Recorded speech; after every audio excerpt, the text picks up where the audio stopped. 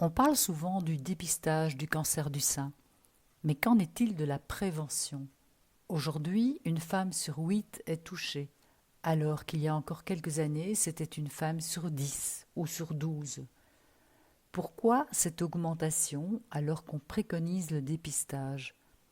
Certes, la mammographie est un bon examen pour repérer les calcifications en dehors du canal galactophore, mais elle ne doit être pratiquée ni trop tôt, ni trop souvent. Bonjour, je suis Catherine Kina et sur ma chaîne Choisir son hygiène de vie, j'évoque des moyens pour améliorer ou renforcer votre système immunitaire afin que vous vous sentiez bien toute l'année. Retrouvez-moi chaque semaine pour un nouveau podcast. Quelles sont les causes du cancer du sein? Quels sont les facteurs de risque? Le premier facteur, c'est la génétique, les antécédents familiaux. C'est un facteur qui reste faible mais important. Sans rentrer dans les détails techniques, si un gène mute, il y a un risque de 80% d'avoir un cancer du sein. Qu'est-ce qui peut provoquer la mutation d'un gène protecteur? 5 à 8% des femmes sont porteuses de ces gènes et peuvent le transmettre à leurs enfants, que ce soit une fille ou un garçon, et à leurs petits-enfants.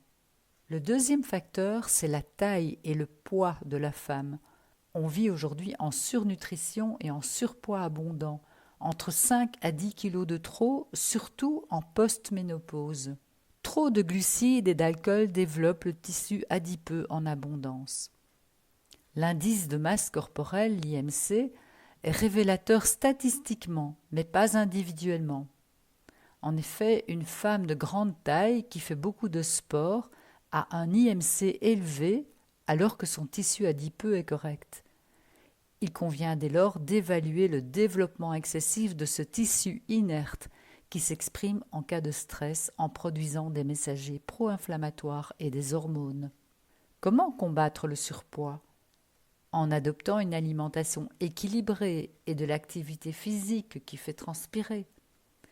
Une balade avec son chien n'est pas considérée comme une activité physique. Il faut qu'en marchant, vous ne soyez pas capable de chanter. Le troisième facteur, ce sont les intoxications tabagiques qui provoquent des cancers du poumon hormonodépendants. 10 cigarettes par jour, c'est trop, car le tabac risque de faire sécréter la prolactine, qui est une hormone hypophysaire. Le hashish, quant à lui, baisse l'oxygénation et réduit les défenses immunitaires. Le quatrième facteur, c'est le soja en excès. C'est un phytoœstrogène actif qui est capable de stimuler la multiplication des cellules. Évitez donc le lait de soja, les yaourts au soja, le tofu, et supprimez tout à fait le soja si vous avez un cancer du sein.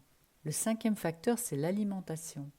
Privilégiez une alimentation anti-inflammatoire en évitant les charcuteries et la viande rouge de façon trop fréquente, car elles créent de l'adiposité et sont source d'éléments toxiques et ne contiennent pas ou peu d'oméga 3.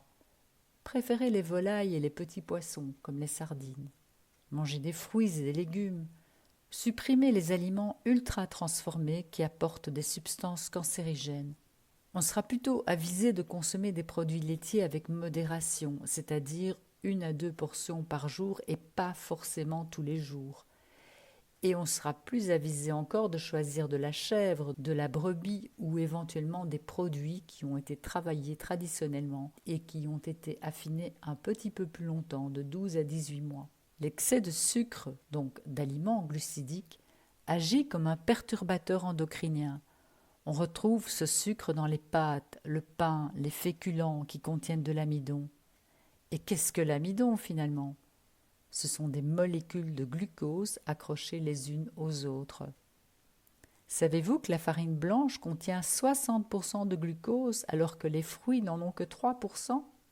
Le sixième facteur, c'est l'alcool.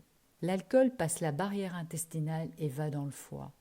Ce foie qui a pour fonction de neutraliser les substances toxiques, entre autres. Or, quand le foie détoxique l'alcool, ça l'empêche de détoxiquer d'autres substances toxiques.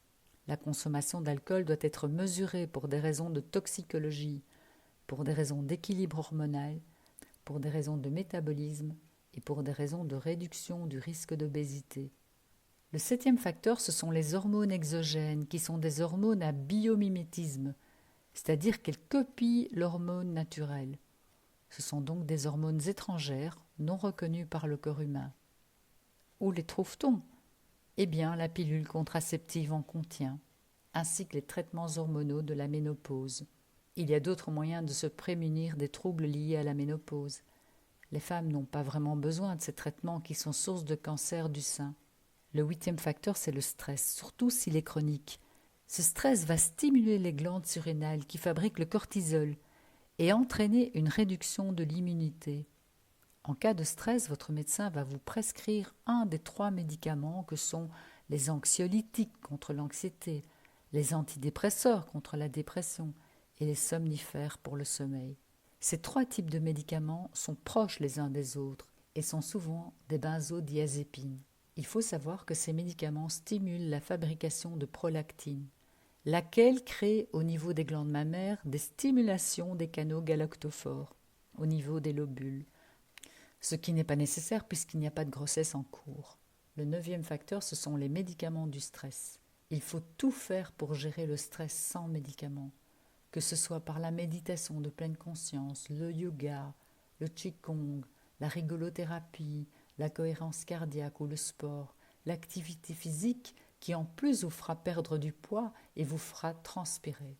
Mais aussi la psychothérapie qui participe à faire réduire le cortisol. Bien sûr, il convient de trouver des psychothérapeutes ou des coachs avec lesquels vous allez être en confiance et qui font du bon travail. J'espère que ce tour d'horizon vous aura éclairé sur les causes du cancer du sein. Remettre l'hygiène de vie au centre de ses préoccupations est vraiment le top pour éviter toutes ces nouvelles maladies. Merci de m'avoir écouté. À bientôt.